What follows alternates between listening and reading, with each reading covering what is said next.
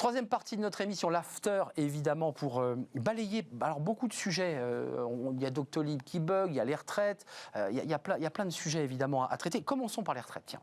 Les retraites, on nous en parle depuis quelques semaines avec ce chiffon rouge peut-être.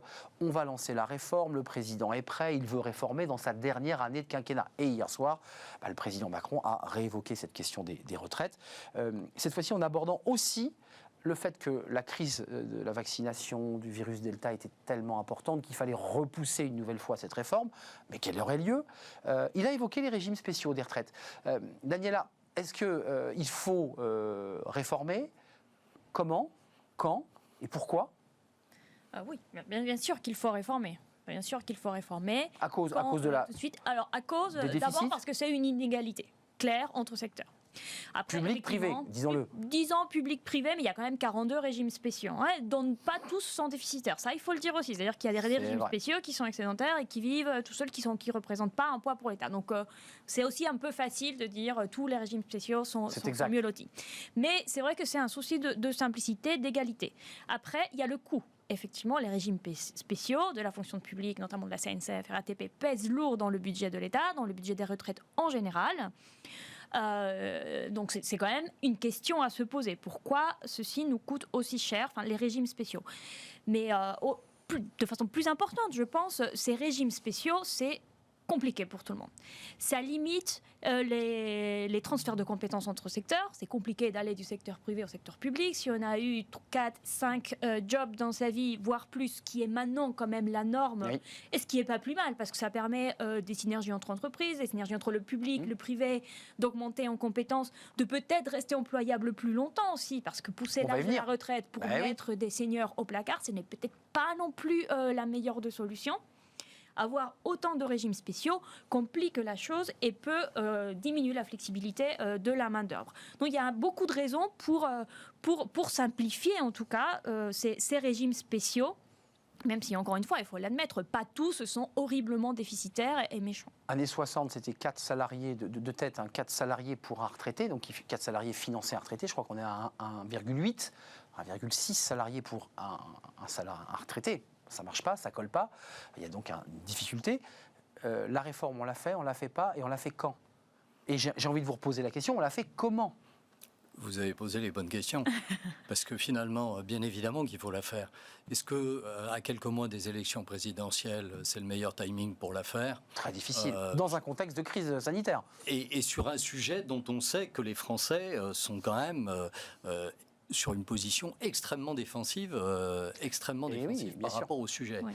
Donc en fait, la question, effectivement, de la faire maintenant, je crois que audacieux, Emmanuel Macron a trouvé une bonne solution pour finalement affirmer le fait qu'il était prêt à avancer. Mais il ne peut pas. Mais qui ne pourrait pas. La crise sanitaire. La Covid l'empêche. Oui. Donc, je pense que ça sera l'œuvre d'un prochain président. Ou de lui-même s'il est réélu. S'il est réélu, effectivement. Ensuite, se pose la question de savoir comment est-ce qu'on fait cette réforme. Oui. C'est clair que les régimes spéciaux devront être repensés, transformés. Et cette réforme, il faudra la faire. Maintenant, comment la fait-on ? La question qui se pose, c'est tous ceux qui finalement ont travaillé pendant des années dans ces secteurs, quelle est la proposition qu'on va leur faire ? Au bout de combien de temps ? Donc c'est un sujet extrêmement complexe. À partir de quelle date on fait démarrer la réforme ? C'est la réforme, la clause du grand-père d'Édouard Philippe. C'était les nouveaux arrivés rentraient dans le nouveau régime de retraite. En revanche, tous ceux qui étaient entrés, je pense à la SNCF, à d'autres entreprises, la RATP, conservaient leur statut et leur retraite, qui était un compromis envisageable. Celui-ci était intelligible, je pense. Non ? Oui. Sinon, on sanctionnait. Ça retardait un peu la question du financement, mais en soi, c'est pas une mauvaise solution, parce que changer des règles à des personnes qui sont à peu d'années d'âge de la retraite, c'est quand même aussi injuste. Tout à fait. Et ils n'ont pas signé ce contrat-là 30 ans auparavant. On est d'accord. Sur ce plan-là, il y avait une forme de trahison même. On signe un contrat, on part dans une entreprise, et puis un jour, on change les règles. Ça, c'était compliqué. En revanche, cette question des retraites, elle est sensible, parce que vous, chef d'entreprise, il y a le débat de Est-ce que je travaille jusqu'à 60, 64, 65 À quel moment on libère un salarié qui a travaillé dans des secteurs difficiles? Toutes ces questions-là, elles sont sur la table et pas réglées. Là, on évoque 64 ans. Mais Daniela dit, mais si on se sépare de nos seniors à 57, 58 ans dans des plans sociaux ou des placards, elle n'a servi à rien, la réforme. Mais comment on fait avec les seniors? À chaque fois qu'on fait une réforme et à chaque fois qu'on reporte l'âge de la retraite, vous vous apercevez qu'il y a une espèce d'ajustement naturel. C'est vrai. Un ajustement naturel qui se fait. Donc, vous voyez, ça a aussi un impact bénéfique, mais se pose quand même la question du temps de travail des Français pendant toute une vie. Et la durée du temps de travail. Exactement. Ouais. Et ça, c'est lié aussi, pas uniquement, mais c'est aussi lié à l'âge de départ à la retraite. Alors effectivement, il y a des tas de questions qui se posent, comme la pénibilité. Dans certains secteurs, l'âge auquel on a démarré. Enfin, donc c'est vraiment une réforme complexe et qui ne peut se faire d'autant plus facilement, entre guillemets, quand on est efficacement, quand on a la légitimité d'une élection et qu'on est porté, et qu'en plus de ça, on l'a affiché très clairement dans son programme électoral. Les 100 jours, quoi, c'est les 100 jours. Le sujet des retraites est assez partagé entre les Français. C'est-à-dire que je pense qu'il y a la plupart, il y a des enquêtes qui le disent, la plupart des Français disent qu'il faut réformer les retraites. Par contre, dès qu'il y a une proposition, on n'est pas d'accord. C'est ça. Ça, c'est français, ça. C'est pour les autres. C'est pour les autres. C'est pour le voisin. Ouais, bien sûr. Ou ça, oui, ça non, mais moi, plus, on fait pas assez, ou on en fait trop, etc. Donc, par contre, il y a un consensus pour dire que ce truc, il faut le réformer. Mais ce qui a prouvé la proposition d'Édouard Philippe, c'est qu'on ne peut pas tout réformer d'un coup. Exactement. Il y avait quand même une opposition entre le président et le Premier ministre de l'époque, donc Édouard Philippe, en disant que la réforme était beaucoup trop ambitieuse pour le temps imparti. Et c'était vrai. Édouard Philippe voulait, pour le coup, lui, vraiment... par étape. Tout mettre à plat, et les régimes spéciaux, et l'introduction du point qui permettait de pallier tous ces petits ajustements qu'on a besoin de faire, la pénibilité, le fait d'avoir des enfants, etc. Et le calcul du point, rappelez-vous, ça avait été là très compliqué, presque humoristique. Ce qui est un sujet très compliqué. Et plus le calcul du point, l'indexation du point. Exactement. Je vous renvoie à ce qui se passe en Suède à l'heure actuelle. Oui, puisqu'on le fait évoluer en fonction de l'activité économique, il y avait ce débat, bon, c'est très compliqué ce point. Donc je pense que ça prouve aussi qu'il faut aller étape par étape. La première étape est définitivement les régimes spéciaux.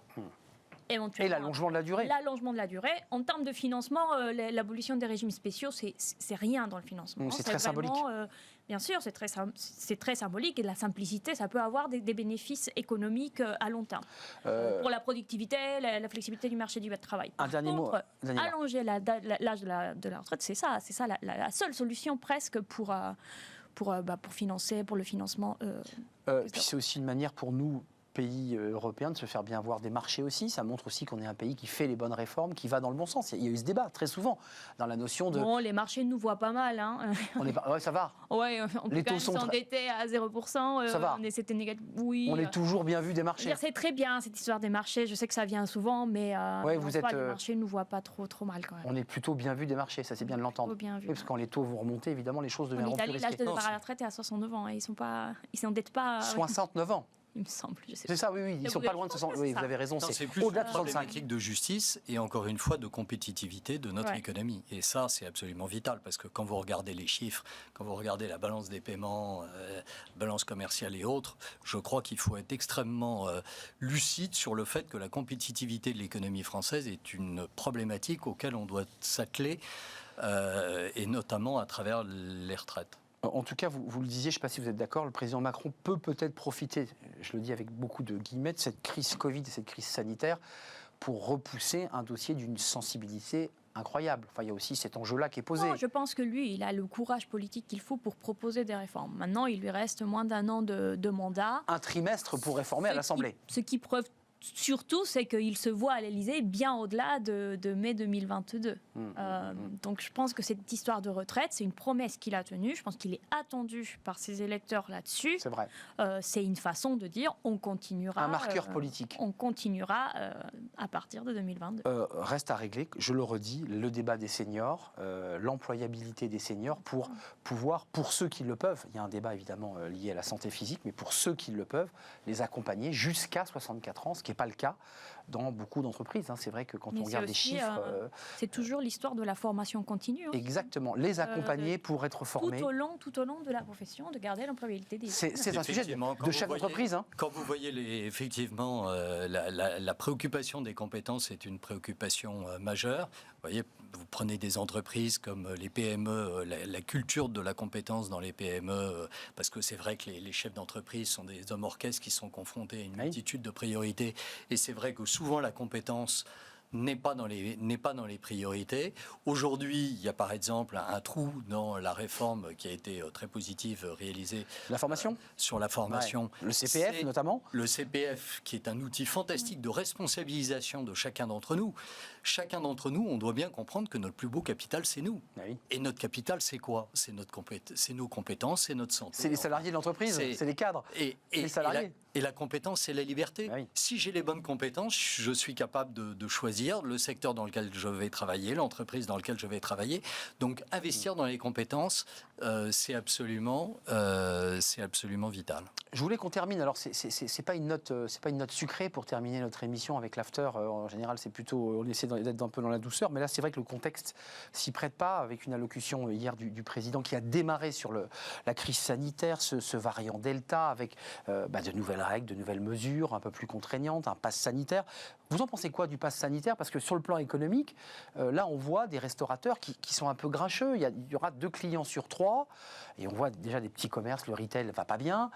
Des restaurateurs qui disent, mais attendez, on a vécu presque un an fermé, et de nouveau, on nous empêche. Il fallait les prendre, ces mesures, Daniela Ordonez ? Bien sûr, ce qui est important, c'est de finir avec cette crise. C'est ça. Et finir avec cette crise, c'est la vaccination et détruire ce virus. Donc, allez se faire vacciner. C'est-à-dire que si on ne fait pas ça, ce ne sera pas 2 clients en moins, ce sera fermer les restos à nouveau. C'est ça.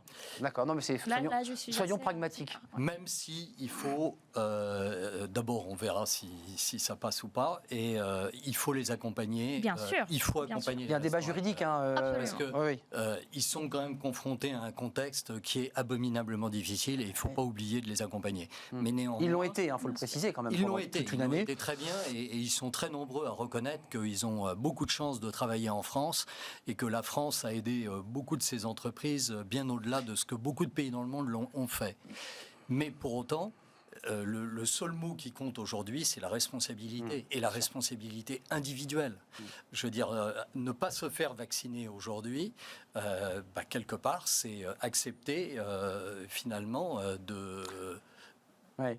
Vous avez vu, 57% seulement des personnels hospitaliers et dans les EHPAD sont vaccinés. Enfin, j'imagine que ça vous a surpris et choqué. Là, le ministre Véran a dit, écoutez, à partir du 15 septembre, si vous ne l'êtes pas, il y aura une mise à pied. Il précise mise à pied parce qu'il ne peut pas y avoir de rupture de contrat.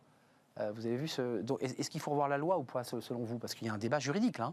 On ne peut pas obliger quelqu'un à aller se faire vacciner, Daniela Ordonez. On ne peut pas obliger quelqu'un. Bon, il y a quand même des vaccins qui sont obligatoires. Nous sommes d'accord, mais sur le plan juridique, je crois que le Code du travail n'a pas prévu tout ça. Oui, effectivement, oui.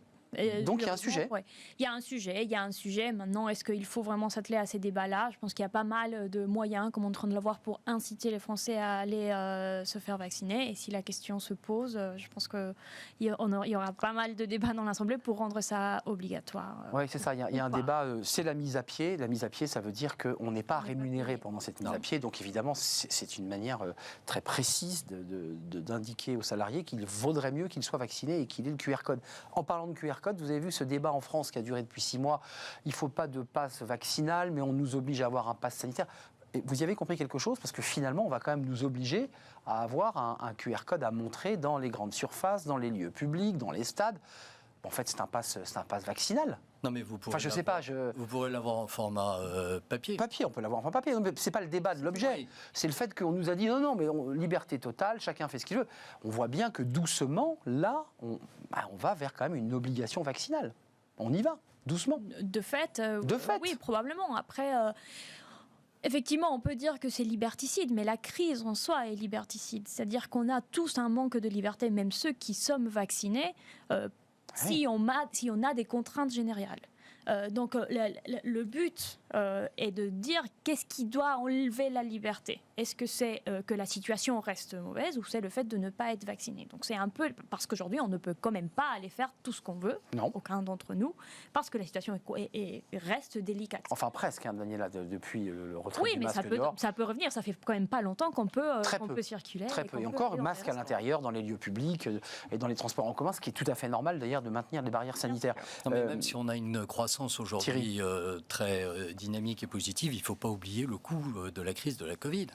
Le coût humain, on a parlé des jeunes tout à l'heure, on a parlé de la situation d'un certain nombre d'entreprises, on a parlé de c'est pas gagné. La situation psychologique d'un très grand nombre d'entre nous. Donc on sait que le coût de la Covid est absolument faramineux. Qu'on n'a pas encore totalement perçu d'ailleurs. On ne peut pas poursuivre. On ne peut pas poursuivre. Il faut absolument qu'on arrive à une immunité collective. Donc de la vaccination collective. Sinon on repart pas. Sinon on repart pas. Exactement. On repart mal. Emmanuel Macron a cité le coefficient de 12. Ouais. Quelqu'un qui n'est pas vacciné porte 12 fois plus la probabilité de transmettre. Vous avez vu, c'est intéressant parce que vous êtes dans la tech et la formation. Le président Macron s'exprime, ça dit quelque chose aussi du rapport des Français à l'expression du chef de l'État. Je ne sais pas si c'est à l'expression d'Emmanuel Macron, mais c'est à l'expression du chef de l'État qui, hier soir, évidemment, exhorte les Français à aller se faire vacciner de manière très forte, très ferme, je dirais. Et puis, plus de 925 000 rendez-vous de vaccination pris sur Doctolib, juste après, avec des milliers de prises de rendez-vous en quelques minutes, et qui a d'ailleurs fait un peu bugger Doctolib, qui a réussi à rectifier le tir. Mais ça vous dit quoi, ça? Qu'est-ce que ça dit de la relation qu'on a à la prise de parole présidentielle et du fait que les Français, c'est étrange, presque 1 million se sont dit « Ah bah oui, tiens, il faut aller se faire vacciner ». Ça vous a surpris? Ça vous a amusé? Non, c'est souvent le cas. Ces discours solennels du président sont des choses les plus regardées à la télé. Il y a des millions et des millions. Mais il marque. Bien sûr, une marque, c'est peut-être le roi à parler, un peu. C'est ça. Non, ça ne me choque pas. Ceci dit, pour donner le bénéfice du doute aux Français, je pense quand même que la communication sur la vaccination a été très erratique et compliquée depuis le début. On ne savait pas quand est-ce que c'était notre tour, on était prioritaire, on n'était pas prioritaire, j'avais le droit, j'avais pas le droit. Et ça fait quand même pas longtemps que la vaccination est ouverte à tout le monde. C'est vrai. Donc, plusieurs fois, ça c'est personnel, mais plusieurs fois, je suis allée sur Doctolib justement voir et je n'avais pas le droit d'aller, de me vacciner. J'ai dû on n'y accédait pas. Exactement. Donc, peut-être qu'il y en avait plusieurs qui disaient, de toute façon, ça bug, je reste chez moi, les gestes barrières, en attendant que tout le monde qui est prioritaire soit vacciné pour aller le faire. Et une petite peur aussi, peut-être, sans parler des anti-vaccins qui existent en France, mais une petite peur d'un produit sur lequel on n'a pas tout le recul nécessaire. Une petite appréhension, légitime. Qui est quand même légitime. Si je peux me permettre. Je sais pas, vous avez raison, il ne faut pas la nier. Il ne faut pas la nier, elle existe. Mais en même temps, vous dites qu'il faut y aller parce que notre économie ne repart pas. Oui, et puis... Voilà. Et puis, je trouve, si vous voulez, que quelques semaines après les élections, où finalement le taux d'abstention laissait supposer, record, laissait penser que finalement la parole politique n'avait plus aucun sens. Mais c'est vrai qu'elle a. En tout cas, il fait mouche, le président, là. En tout cas, elle en a eu. C'est vrai. Et puis l'autre point qui m'intéresse, c'est que quand même, on a une entreprise française qui s'appelle Doctolib, qui a apporté une véritable... Et il y en a d'autres. Et il y a d'autres entreprises qui ont apporté des tas de solutions pour combattre le Covid. C'est vrai. La Covid. C'est le clair exemple de comment l'État peut faire confiance à ces entreprises et les soutenir. Public, privé. Ça sera le mot de la fin de notre after. C'est un vrai plaisir de partager ce moment avec vous. Merci à Daniela Ordonez, chef économiste France chez Oxford Economics. Merci d'être venu avec nous partager ce moment. Puis Thierry Delahaye, président de My Connecting, membre de Croissance Plus. Merci à vous deux. Merci à vous qui nous avez regardés. C'est la fin de Let & Smart. Bonne nuit, bon vent si vous nous regardez d'un bateau. À très bientôt.